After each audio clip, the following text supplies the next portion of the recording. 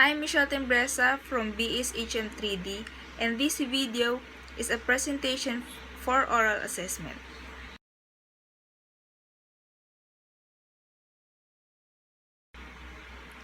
In-house guests. They arrange the mail in alphabetical order and then check against the information rack to identify the present guest. Check-out guests. Some hotels receive mails for the guests who have already departed.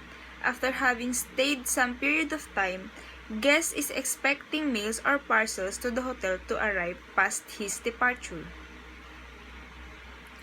In-house guests. They arrange the mail in alphabetical order and then check against the information rack to identify the present guest. Expected arrival guest. General mail for the guest yet to arrive is marked with the date of arrival and kept in the back office in alphabetically marked with pigeonholes of hold mail rack. Outgoing mail. Outgoing mail of the hotel includes mail of the hotel and the guest. Hotel mail. Outgoing mail is handled by the individual departments. Guest mail.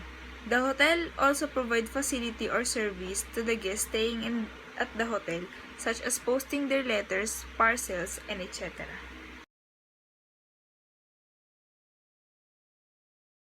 Number 1. Receive the call.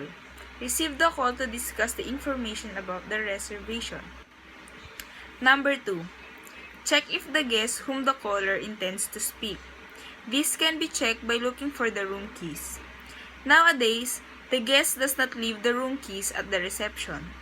Number 3. If there is no response in this room, it means the guest is not in his room. Then proceed to and take the message of the guest. Number 4. The message is taken on message format to enumerate the important details of the guest. Number 5.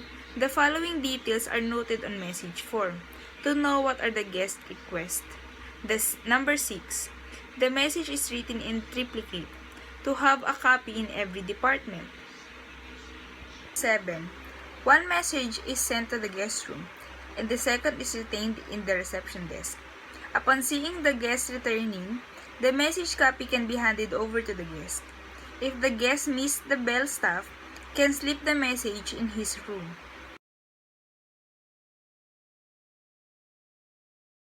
Allow the guest to speak.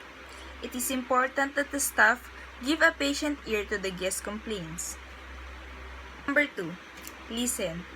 Listen attentively to the guest with concern and empathy and understand what is exactly wrong. Number 3. Understand. All too often, we are defensive when dealing with guest complaints. Number 4. Empathize. Complaint has to be handled positively and with empathy for the guest. Apologize. Apologize to the guest for the inconvenience caused.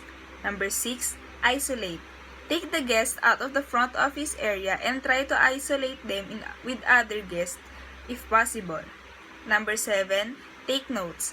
Writing down the key facts and pertinent details down on guests requesting tracking sheet. Number 8. Take action. Going from apology to taking action should be seamless.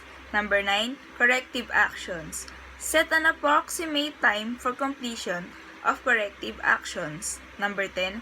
Follow up. Even the complaint was resolved by someone else, contact the guest to ensure the problem was resolved satisfactorily.